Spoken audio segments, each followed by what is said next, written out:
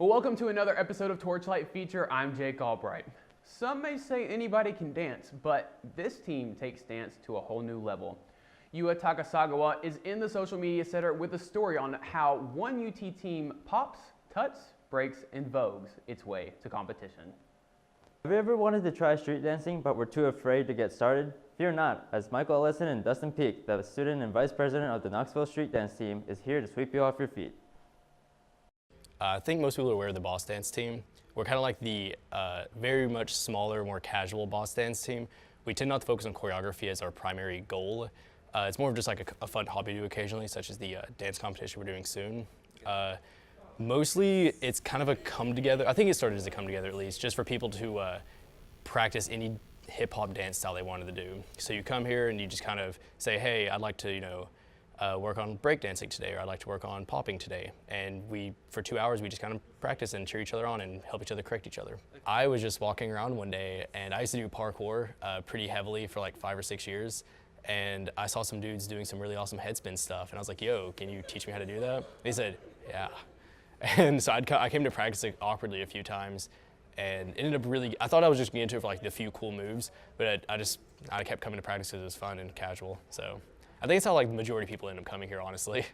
The vice president, Dustin, horrible dancer when he first came. Worse than me somehow, I don't know how it's possible. But he actually has one of the more unique styles in hip hop dancing. It's called tutting. Very small group of people that do it, and we didn't really even teach him it. He was just kind of like, yo, I saw this video of a guy doing some cool hand stuff. I'm all about that.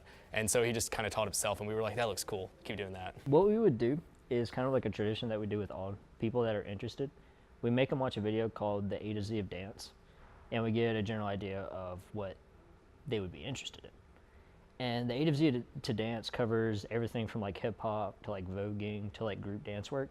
And once we find what people have an interest in, then we can point them in the right direction in order to learn, even if nobody actually knows the style. That way it's kind of like we know how to teach, even if we don't know the exact dance.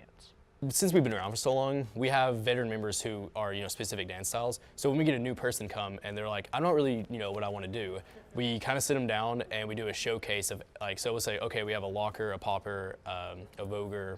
There's so many hip hop dance styles, honestly. And we just kind of like say, okay, watch them dance a little bit. Is that cool? You like that? No, next one. And then they say they like something, we pair them up with that person, and that person gives them, maybe professionals to watch, YouTube videos to watch, practice a little bit at home, come to practice, and then they'll help them from there. So it's really just it's very much 50% independent, and then coming to practice and getting help from there. There was one other guy that used to be a part of the team. His name was Patrick, and he's actually the one that kind of taught me how to start.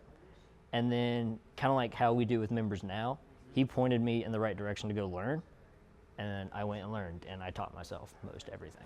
So people going out and teaching themselves is a really good way for them to get really, really good, because this is also like a place where we're not going to judge you at all for any kind of dancing. As I'm sure Michael roasted me for, I was the whitest guy ever when I joined. It was actually like super bad. But because I actually kept coming to practice and I was kind of like teaching myself, I was participating in ciphers and all that other fun stuff that took a long time, it actually helped a lot, and I have so much more confidence in dancing skills now. If you would like to see the Knoxville Dance Club perform, you can see them at the International Dance Competition this Friday at 7 p.m. in the A&B Auditorium. Entry is free, and the first 100 guests gets a free t-shirt. Shining light on UT News, I'm Yua Takasagawa. All right, thanks, Yuya. An incredible story there. Well, thank you guys for joining us for TorchLight News, and make sure you stay up to date on all your UT news by following us on Twitter, Instagram, and Facebook, all at TorchLight UTK. And catch us every Tuesday morning on WUTK 90.3 The Rock to stay up to date on TorchLight. Shining light on UT News, I'm Jake Albright. Have a great day, UT.